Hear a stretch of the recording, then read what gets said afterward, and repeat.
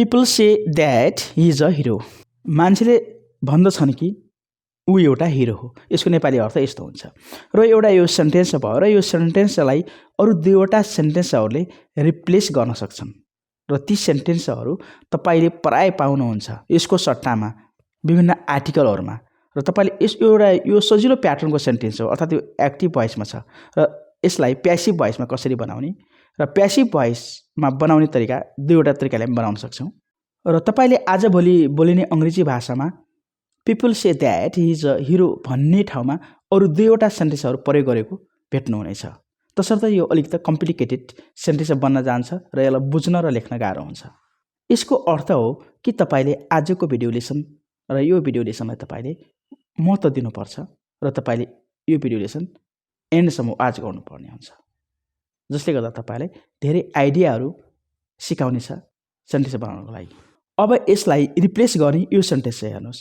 He said that he is a hero. It is said that he is a hero. हो यो sentence तपाईले यसको सट्टामा बोल्नु पर्ने हुन्छ र यो सेन्टेन्स त्यति गाह्रो सेन्टेन्स चाहिँ होइन पक्कै पनि। जस्तै तपाईले इट अगाडि राखिहाल्नुस् र इजको युज गर्नुस्। जस्तै से भे हुन्छ तसर्थ तपाईले इजको युज गर्नुस्। इट इज सेड भन्नुस्। इट इज सेड योलाई नबिर्सनुस्। इट इज सेड यसपछि द्याट युज गर्नुस् र द्याट भन्दा पछाडि he is a hero. He is a hero that clause हो। तसर्थ यो द्याटले लिएको जो पछाडिको जो कलज छ त्यो कलजलाई जस्ताको तस्तै सार्नुस्, कपी गर्नुस्। यो गाह्रो छैन तर अगाडि तपाईले राख्नु पर्ने हुन्छ द्याट भन्दा अगाडि इट इज सेड यो नबिर्सनुस्। अब तपाईले सोच्नुहुन्छ यसको नेपाली अर्थ के हो त? ठ्याक्कै त्यही अर्थ नै हुन्छ नि। जसरी people say that he is a hero भन्नुभयो। मान्छेले सोच्छन् कि ऊ एउटा हिरो हो। मान्छेले भन्छन् कि ऊ एउटा हिरो हो र सेको ठाउँमा तपाईले थिङ्क पनि राख्नुहुन्छ। थिङ्क राख्नुभयो भनेदेखि मान्छेले सोच्छन् कि ऊ एउटा हिरो हो भन्ने हुन्छ। इङ्ग्लिसको नेपाली एक्ज्याक्ट ट्रान्सलेसन र नेपालीको इङ्ग्लिस एक्ज्याक्ट ट्रान्सलेसन हामीले खोज्नु हुँदैन र पनि यसको कन्सेप्ट चाहिँ बुझ्नु पर्ने हुन्छ। इट इज सेड द्याट यो भनिन्छ कि हि इज अ हिरो ऊ एउटा हिरो हो। यसरी यसो अर्थ आउँछ तर यसको एक्टिभमा अर्थ दिनुस् या प्यासिभमा दिनुस् अर्थ खोज्नुस् त्यो एउटै अर्थ हुन जान्छ तर सेन्टेन्स प्याटर्न चाहिँ अवश्य पनि डिफ्रेन्ट छ। अब यसै सेन्टेन्सलाई तपाईले अर्को तरिकाबाट पनि भन्न सक्नुहुन्छ। प्राय यो सेन्टेन्स प्रयोग गरिएको हुन्छ आजभरिको आर्टिकलमा। तसर्थ यो सेन्टेन्स तपाईले सिक्नुपर्ने हुन्छ। यहाँनिर हेर्नुस् द्याट इज अ हिरो छ। द्याट पछि हि सब्जेक्ट आएको छ। त्यो सब्जेक्ट जुनसुकै आउँछ यहाँनिर हि आयो र अन्य सेन्टेन्समा अरू सब्जेक्ट आउन सक्छन् या तपाईले अरू सब्जेक्ट राखेर बनाउन सक्नुहुन्छ। त्यसले तपाईले अगाडि राखिहाल्नुस्। जस्तै हि राख्नुस्।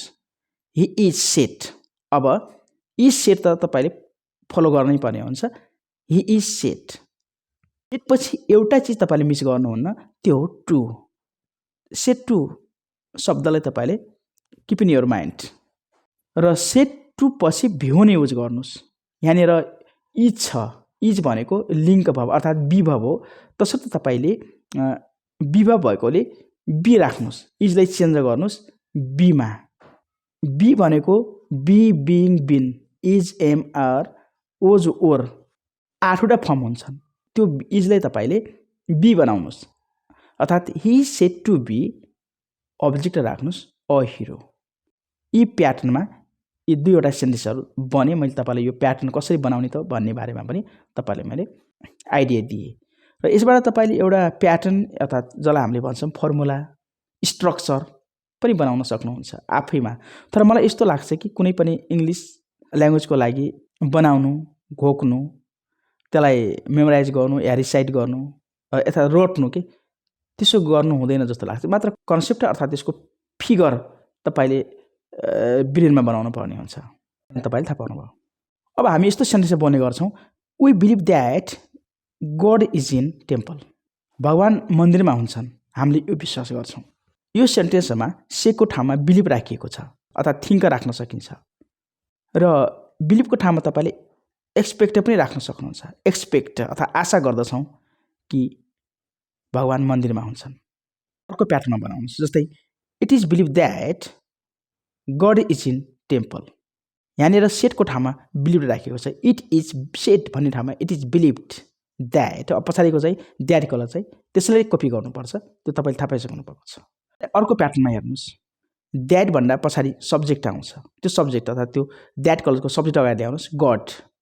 गड इज बिलिभड, यहाँनिर विभव छ इज, त्यसलाई चेन्ज गर्नुहोस् बीमा। God is believed to be in temple हो। यसलाई यसरी बनाउन सक्नुहुन्छ तपाईँले।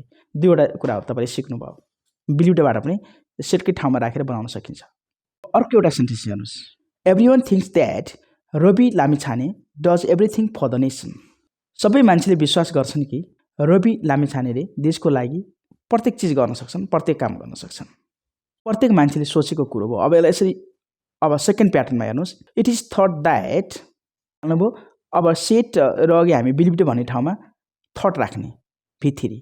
इट इज थट द्याट, अब बाँकी चाहिँ द्याट कलरलाई पुरै कपी गर्ने, अर्थात् Rabi Lamichhane does everything for the nation. यो सोचिन्छ कि रवि लामिछानेले देशको लागि धेरै काम गर्न सक्छन्। अब यसलाई अर्को प्याटर्नमा हेर्नुहोस्, अर्को अब ल्याइहाल्नुहोस्, द्याट कलर्सको सब्जेक्ट। द्याट कलर सब्जेक्ट हो रवि लामिछाने, अगाडि राख्नुहोस्। रवि लामिछाने इज थट, रवि लामिछानेलाई सोचिन्छ।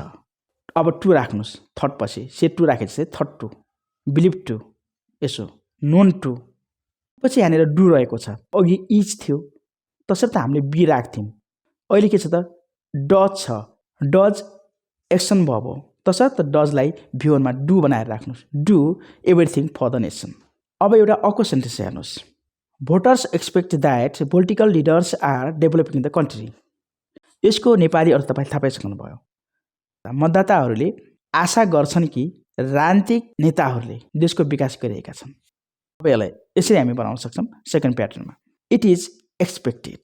इट्स एक्सपेक्टेड भनिन्छ, त्यो थाहा पाइसक्नुभयो। एक्सपेक्टेड सेटको ठाउँमा अर्थात् अघि हामी चाहिँ थर्डको ठाउँमा एक्सपेक्टेड राखिएको छ।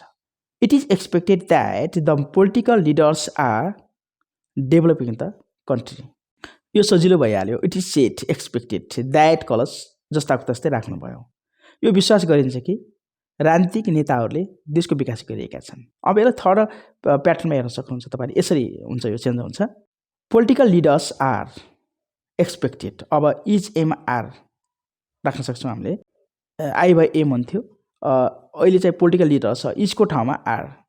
अघि मेन्सन गरेका सेन्टेन्समा सिङ्गुलर नाउन थियो, तसर्थ हामीले राख्ने गर्थ्यौँ एज, तर अहिले लिडर्स प्लुरल भएकोले आर राखिएको छ।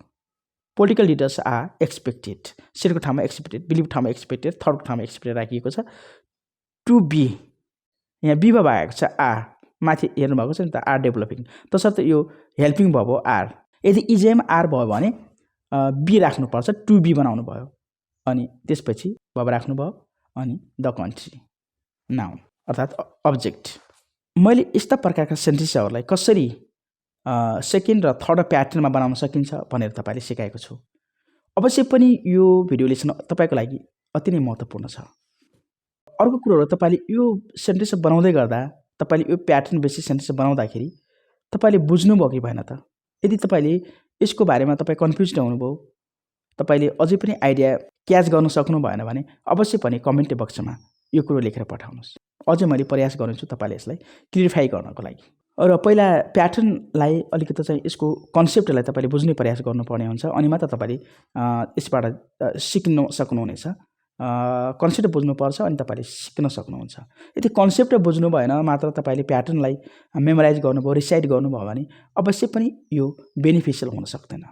र मलाई के लाग्छ भनेदेखि हामी एउटा कन्सेप्ट बुझ्नुपर्छ, र तपाईँले भिडियोमा भएका सेन्टेन्सेसहरूलाई तपाईँले जस्ताको तस्तै मेमोराइज गर्न खोज्नुभयो भने अवश्य पनि त्यो अर्थपूर्ण हुँदैन। तपाईँले मेमोराइज गर्नुभयो, त्यो युज हुँदैन, अनि तपाईँले अहिले होइन आधा घन्टापछि बिर्सिहाल्छ। यसको कन्सेप्ट चाहिँ हामीले बुझ्नुपर्ने हुन्छ। र हजारौँ सेन्टेन्सेसहरू जो हामीले युट्युबमा भेट्छौँ है, त अब हामीले गुगलमा भेट्छौँ, अन्य बुकहरूमा भेट्ने गर्छौँ, तर ती सेन्टेन्स मेमोराइज गरेर तपाईँको ब्रेनलाई लोड दिने मात्रै हो। त्यसबाट केही फाइदा हुँदैन। कि एउटा भाषा भन्ने चिज घोकेर हुँदैन, त्यो मेमोराइज गरेर हुँदैन। त्यसको कन्सेप्ट बुझेर त्यसलाई चाहिँ प्र्याक्टिस गरेर त्यसलाई चाहिँ डेली युज गरेर मात्र यसबाट हामीले धेरै कुराहरू सिक्न सक्छौँ। यानि कि घोकेर सक्दैनौँ। तसर्थ तपाईँले घोक्ने प्रयास नगर्नुहोस्, तपाईँले कन्सेप्ट बुझ्ने प्रयास गर्नुहोस्, युज गर्नुहोस्। Of course you can get achievement, how to speaking English. Thank you for watching the video. Collect the tiny happiness which can give you satisfaction, pleasure and creativity. त्यस्ता साना साना खुसीहरूलाई तपाईँले जम्मा गर्नुहोस्, ओकट्नुहोस्, कलेक्ट गर्नुहोस्, जसले तपाईँको जीवनलाई सन्तुष्टि दिन्छ, प्लेजर, खुसी दिन्छ एन्ड क्रिएटिभिटी बनाउँछ, अर्थात् तपाईँलाई रचनात्मक बनाउँछ। Thank you.